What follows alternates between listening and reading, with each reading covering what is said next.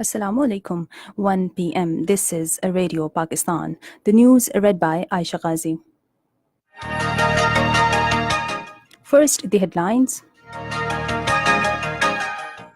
Pakistan and China are holding talks in Beijing today to finalize modalities for further expanding economic cooperation.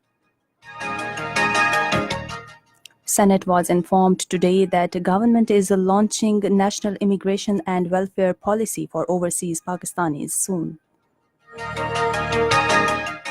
United Nations has adopted 3 resolutions moved by Pakistan on a regional disarmament and confidence-building measures.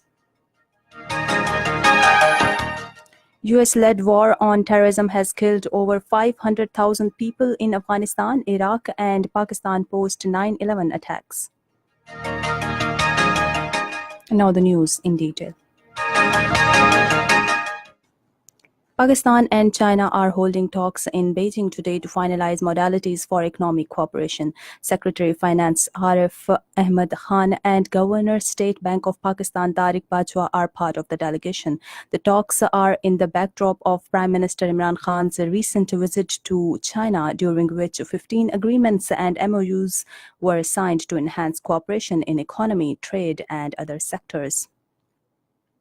The 141st birth anniversary of poet of the East and philosopher Hakimul Ummat, Dr. Allama Muhammad Iqbal, is being celebrated today with the national zeal and fervor across the country. Various literary, educational, political, social, and cultural organizations will arrange special programs to pay homage to the national poet and highlight different aspects of his life and teachings. Allama Iqbal conceived the idea of Pakistan and is therefore regarded as one of the founding fathers of the country. Senate was informed today that the government is launching national immigration and welfare policy for overseas Pakistanis soon. Responding to a question, Minister of State for Communication Murad Saeed told the House that government will solve the problems of overseas Pakistani on priority basis. He said a package is being introduced to increase the remittances of the country. The House has now been adjourned to meet again on Monday at 2:30 p.m.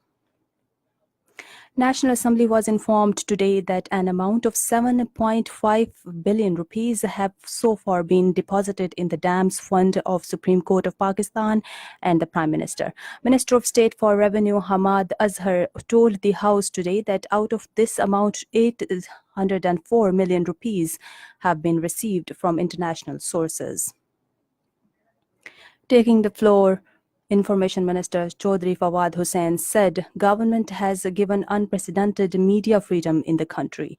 He said no media trial is being conducted of any politician. He said law is equal for anyone and will take its course.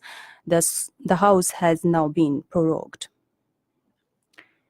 Foreign Minister of UAE called on Foreign Minister Shah Mahmood Hussain Qureshi in Islamabad today. During the meeting, both the ministers agreed to meet on the sidelines of Sir Banias Forum later this month and again in Abu Dhabi early next year for a 12th round of Joint Ministerial Commission. The first committee of UN General Assembly has adopted 3 resolutions moved by Pakistan.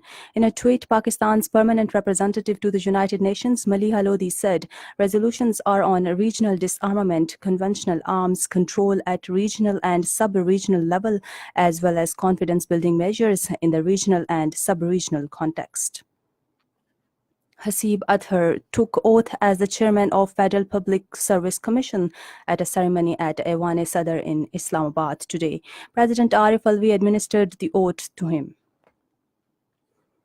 According to a study by a U.S. institute, the U.S.-led war on terrorism has killed over 500,000 people in Afghanistan, Iraq, and Pakistan post 9/11 attacks.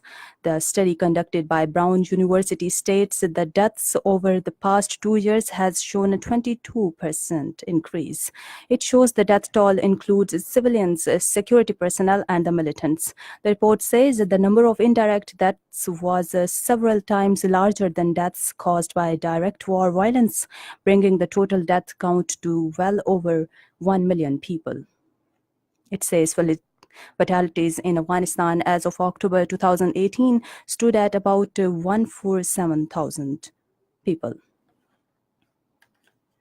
Delegations from 12 countries are gathering in Moscow today to explore ways for peace in Afghanistan. On the eve of the meeting, Russian Foreign Ministry spokeswoman Maria Zakharova said the multilateral conference will discuss how to achieve peace and national reconciliation in Afghanistan. Second one-day international of the three-match series between Pakistan and New Zealand will be played in Abu Dhabi today. And that is the end of the news. For more news and analysis, log in onto our website radio.gov.pk and also watch live video streaming of our bulletins on the link facebook.com/Radio Pakistan News Official.